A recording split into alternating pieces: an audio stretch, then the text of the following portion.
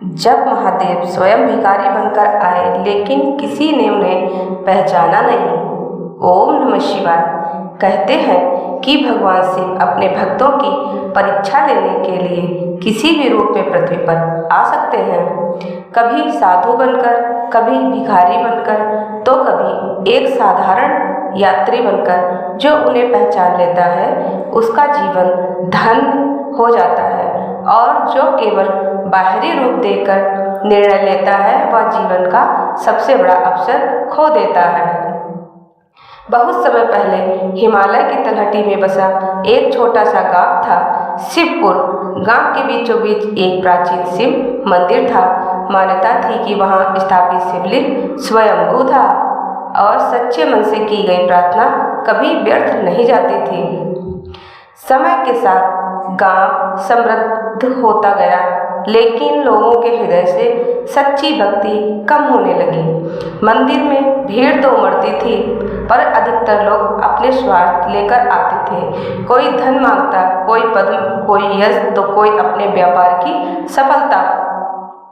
श्रद्धा की जगह दिखावा बढ़ने लगा।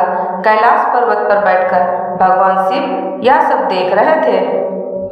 माता पार्वती ने उनके शांत किंतु गंभीर मुख को देखकर पूछा, स्वामी, आज आप इतने मौन क्यों हो?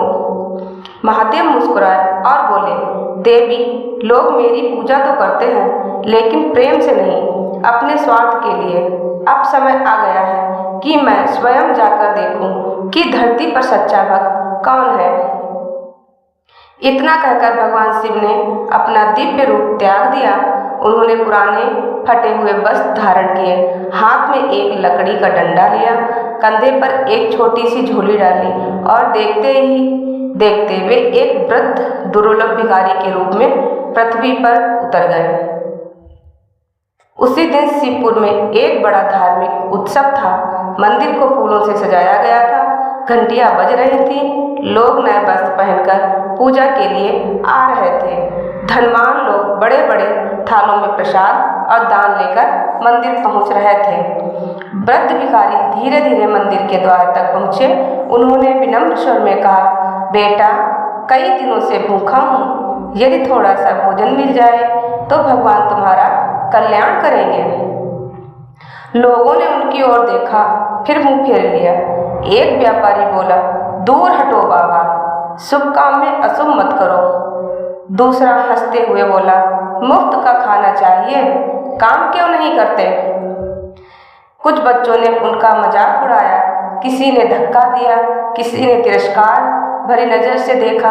मंदिर के पुजारी ने भी कहा, पहले बाहर बैठिए, अभी बड़े दानदाताओं की पूजा चल रही है। वृद्ध भिखारी ने किसी से शिकायत नहीं की, उनके चेहरे पर वही शांत मुस्कान थी। वे धीरे धीरे मंदिर की सीढ़ियों से उतरकर गांव की पगडंडी पर चल पड़े। गांव के अंतिम छोर पर एक छोटी सी मिट्टी की झोपड़ी थी। वहीं रहती थी एक गरीब विधवा गौरी। उसके पास धन नहीं था, न खेत न परिवार। उसकी सबसे बड़ी संपत्ति केवल उसका अटूट विश्वास था। हर सुबह नदी से जल लाती, शिवलिंग पर चढ़ाती और हाथ जोड़कर कहती, भोलेनाथ, मेरे पास आपको देने के लिए कुछ नहीं है, बस मेरा विश्वास कभी मत छीनना। उस दिन वह जंगल से लकड़ियां बेचकर लौटी थी। पूरे दिन की मेहनत के बदले उसे बस थोड़ा सा आटा और मुट्ठी भर दाल मिली थी। उसने चूल्हा जलाया और 2 छोटी रोटियां सेकने लगी। तभी बाहर से धीमी आवाज आई, बेटी, यदि थोड़ा सा पानी मिल जाए तो बड़ी कृपा होगी। गौरी तुरंत बाहर आई। उसने देखा कि एक बूढ़ा भिखारी थककर दरवाजे के पास खड़ा है। उसके पैरों में छाले थे, कपड़े से धूल से भरे थे और चेहरा थकान से बुझा हुआ था। गौरी ने बिना एक पल सोचे उन्हें भीतर बैठाया, मिट्टी के घड़े से ठंडा पानी लाकर दिया। भिखारी ने पानी पीकर उसकी ओर देखा। उनकी आंखों में ऐसी करुणा और शांति थी कि गौरी का मन अपने आप श्रद्धा से भर गया।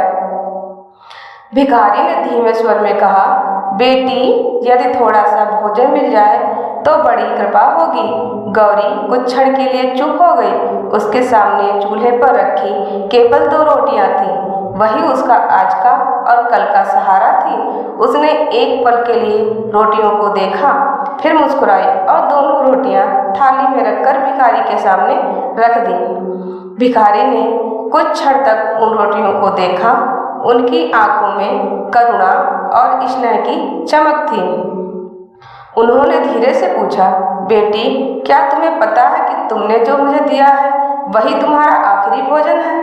गौरी मुस्कुराई और बोली, बाबा, यदि मेरे भाग्य में भूखा रहना लिखा है तो मैं रह लूंगी, लेकिन मेरे दरवाजे से कोई भूखा लौट जाए या मैं कभी नहीं होने दूंगी। मेरी माँ कहा करती थी कि अतिथि में भगवान का वास होता है।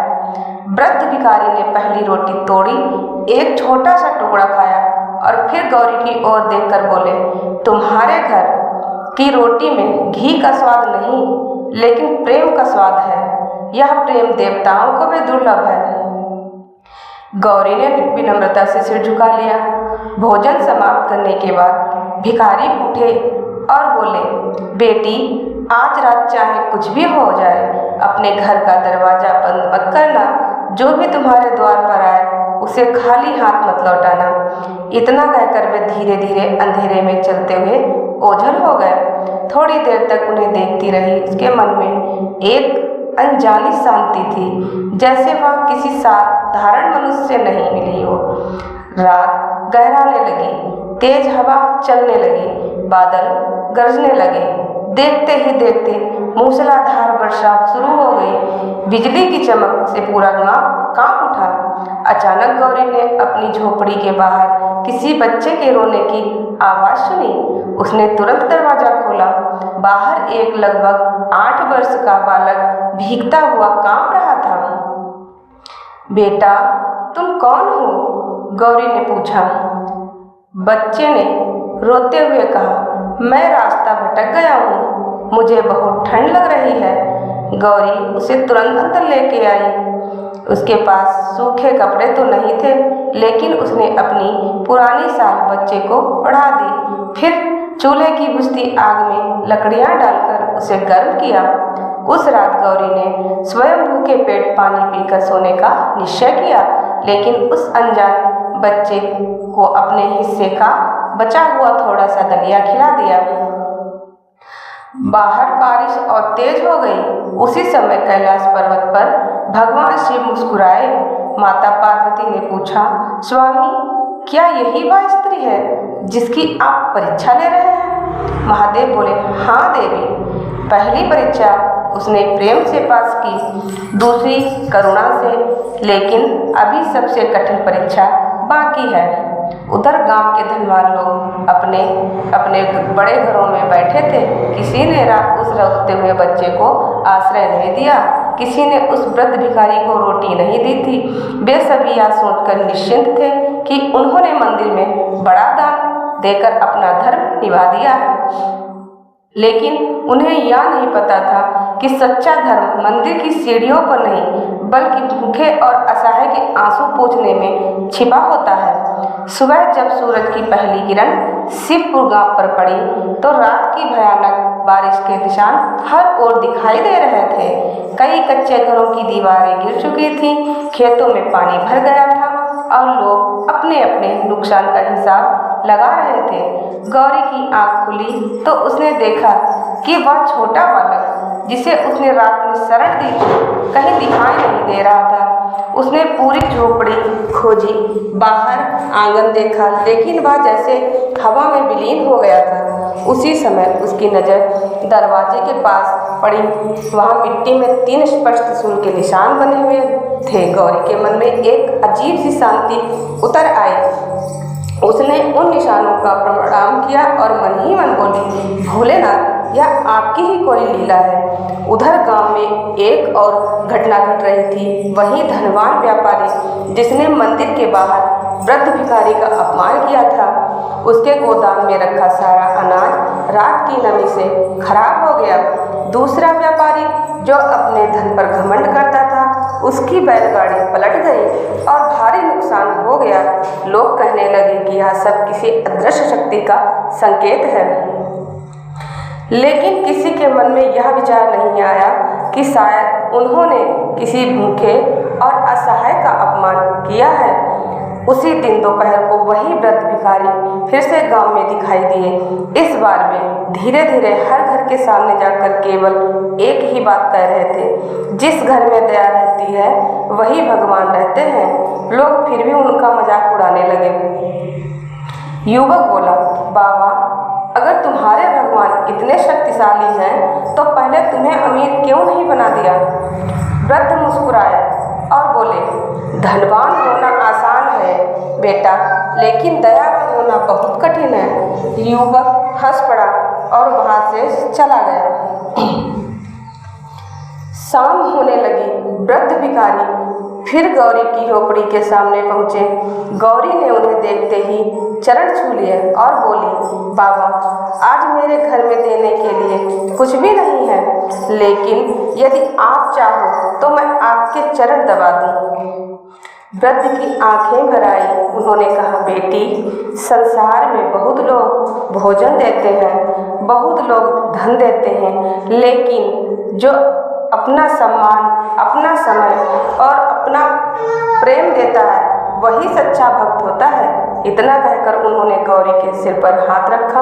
उसी क्षण गौरी ने महसूस किया कि जैसे उसके पूरे शरीर में एक दिव्य ऊर्जा प्रवाहित हो गई हो। उसकी आंखें बंद हो गईं। उसे लगा जैसे सामने खड़े वृद्ध के पीछे क्षण भर के लिए हिमालय, गंगा और चमकता हुआ कैलाश दिखाई दे रहा हो। उसने घबराकर आंखें खोली। सामने फिर वही साधारण वृद्ध खड़े थे। गौरी सोचने लगी, क्या यह मेरा भ्रम था या सचमुच मैंने कुछ दिव्य देखा? वृद्ध मुस्कुराए, लेकिन कुछ बोले नहीं। उन्होंने बस इतना कहा, कल प्रातः सूर्योदय से पहले मंदिर अवश्य आना। वहाँ जो होगा उसे देखकर पूरे गांव का भाग बदल जाएगा। यह कहकर वे धीरे धीरे अंधेरे में आगे बढ़ गए। गौरी थोड़ी देर तक उन्हें देखती रही। उसे नहीं पता था कि अगली सुबह शिवपुर के इतिहास की सबसे अद्भुत सुबह होने वाली है।